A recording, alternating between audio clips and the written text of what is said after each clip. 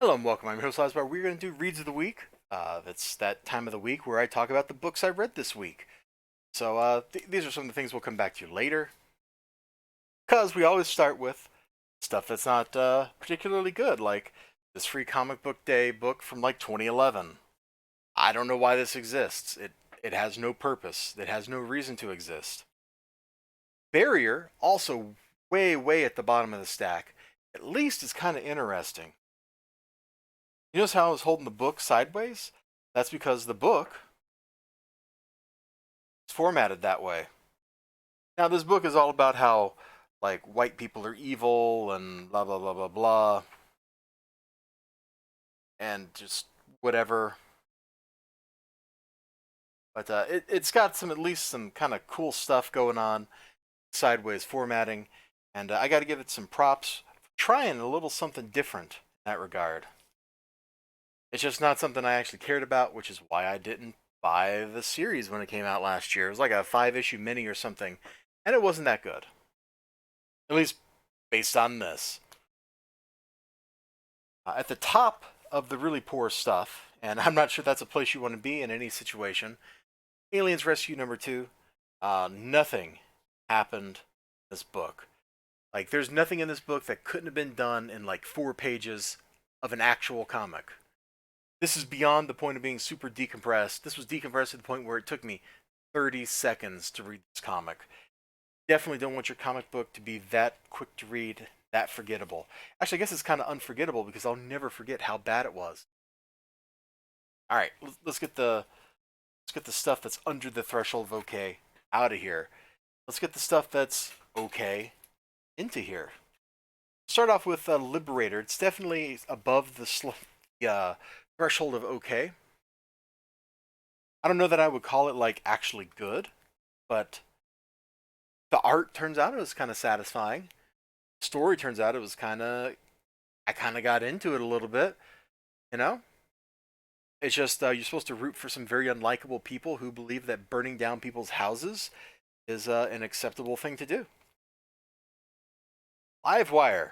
Speaking of people who do villainous things, she's supposed to be a hero, and yet she's like taking people over, rewriting their DNA in minds, and we're supposed to just be like, yeah, clearly that's what a hero does. They make the bad guys into copies of themselves.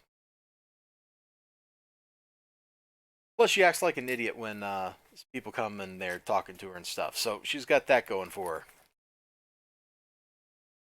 This is only in the OK stack because the Adam Strange story makes up the majority of the book, and it was.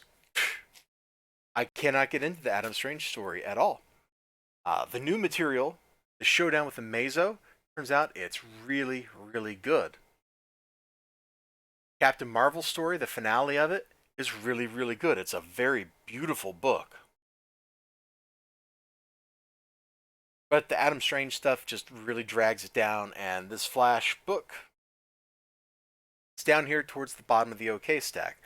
Which, it's kind of weird because the OK stack is very bunched up. Like, there's not a lot of separation. This ordering I'm putting these things in is super duper arbitrary. This Eclipso book, it's from the 90s or something. It's all right. It's setting up another bigger story.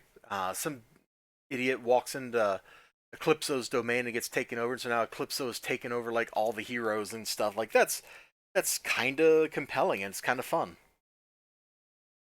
We got these two. I'm just gonna slap them both down at the same time right here, and these are definitely in the genre. Like they're just the bad girl book. Like they're these super tough people fighting evil or whatever, and the art definitely carries these books.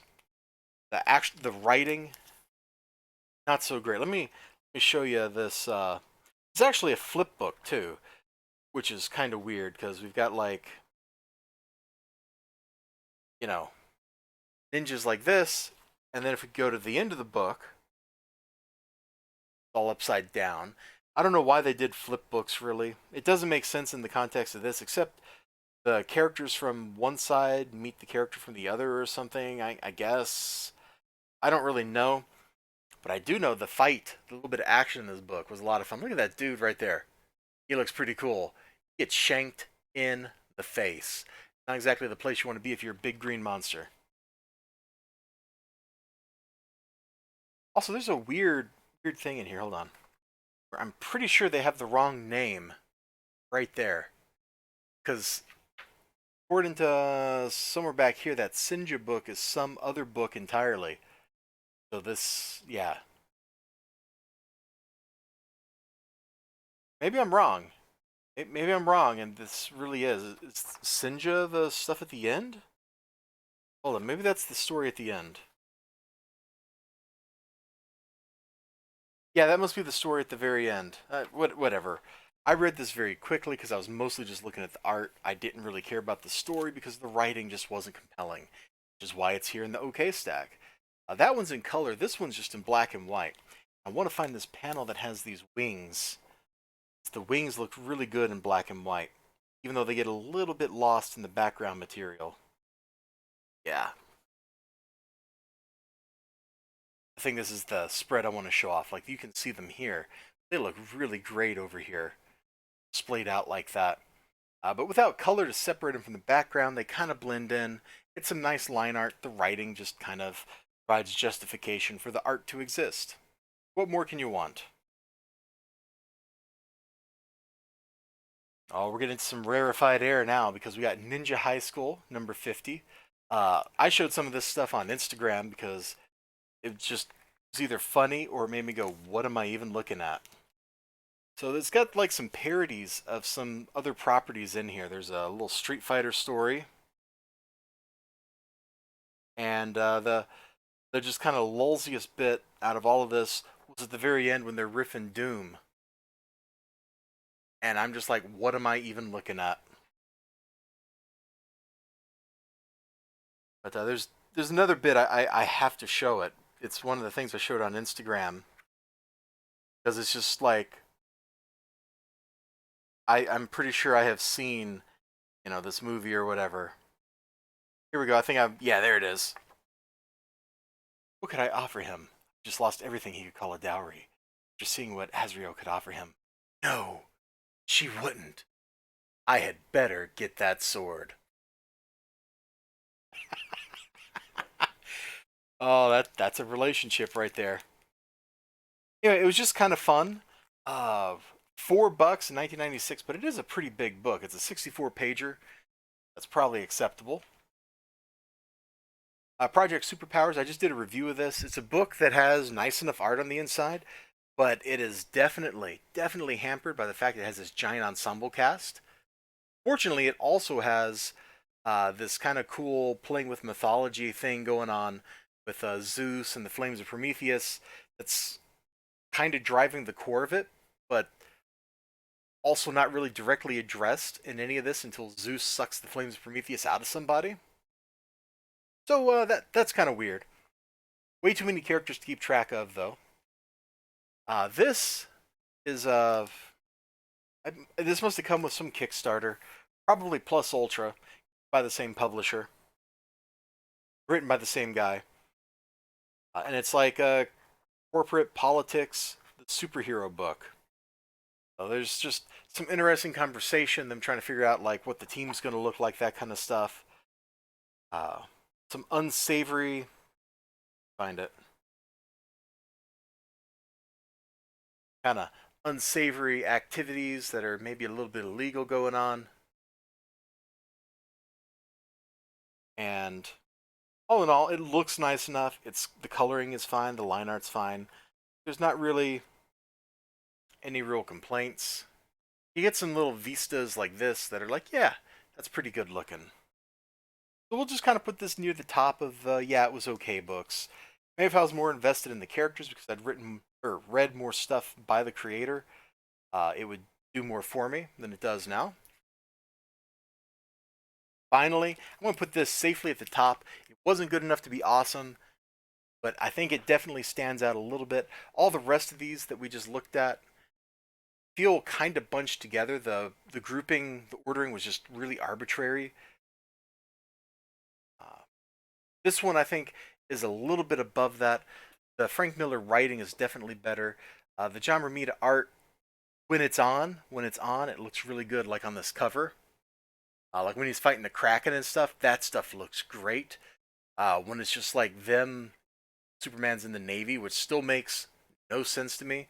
It's just okay. In fact, I think this book would have been better off if it had been Aquaman year one. It had been about Aquaman getting together and doing stuff. But what do I know? I just read them. I just read them. All right. Well, that's the okay stuff. That is all the okay stuff. Let's get the good stuff. And I got these ready to go, man. I got these ready to go. So above okay, we have the threshold of awesome. And this is just over the threshold of awesome. This was a pretty darn good read. The art's got a great style to it. They're setting up this thing with people that are possessed or mind controlled or zombies or something. I'm not quite sure what's going on there. It's definitely like the mystery. The mystery's in my mind. It's like I want to know more. I want to know more.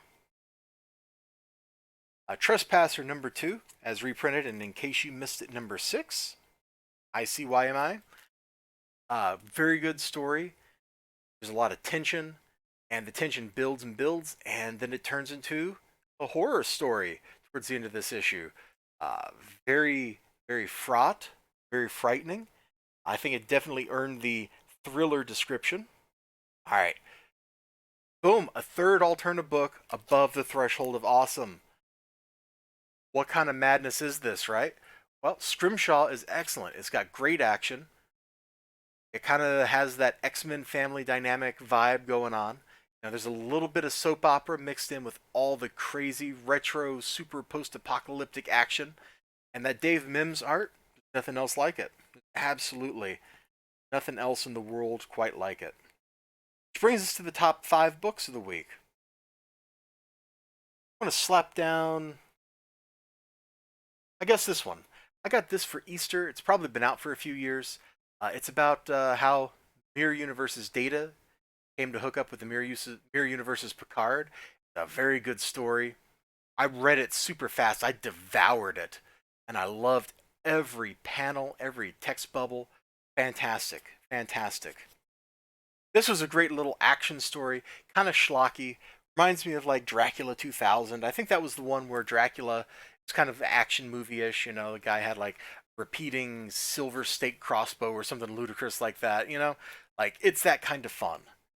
I'm definitely down for it. Got Vampirella number 2. I have never done such a hard 180 as I did with this book.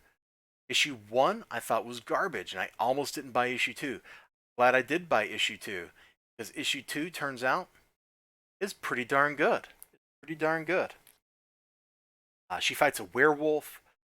Now over here she's like fighting demons and stuff. Over here she's the vampire hunting chick. You know, she fights a werewolf. She's got like combat nuns she's hanging out with. The interactions with the psychiatrist are way better done in this one. Much more interesting. The psychiatrist wasn't quite as deranged as he was before. Criminal number 7. This is the best book I bought at a local comic book store, and this one is about Ricky Lawless and his struggles, his alienation. You know, he's a wayward teen, and you get to know him. You get to feel his pain. You get to feel his angst. You get to see why he's making bad decisions. It's good stuff. It's good stuff. This is some of the best crime drama I've ever read. But it's not the read of the week. The number 1 read of the week actually reprints Walmart Swamp Thing 100-page comic giant number 7. The new story comes to a very satisfying conclusion. Animal Man reprint. They're still making bad decisions, but it's awesome anyway. Swamp Thing reprint is one of the most beautiful things I've ever laid eyes on comic book wise. The page layouts are just superb. And even the Shadow Pack story, like I liked more of it than I didn't like. A little slow, there's some clunky stuff. Overall, it was definitely a win. You know, I got like 3.5 things I loved out of 4 this 100-pager for 5. There's no land for $5 whole. And I think you might just like it too. If you're not checking this out, you definitely need to check it out. This is my read of the week. This top 5 super rarefied air should be reading all of these things. Well, maybe not that one because that's not a series, but Otherwise, you should be reading it. Go have a great day. Remember to like, comment, subscribe, all that good stuff. I'll see you next time. And until then, you take care of yourselves. And bye-bye.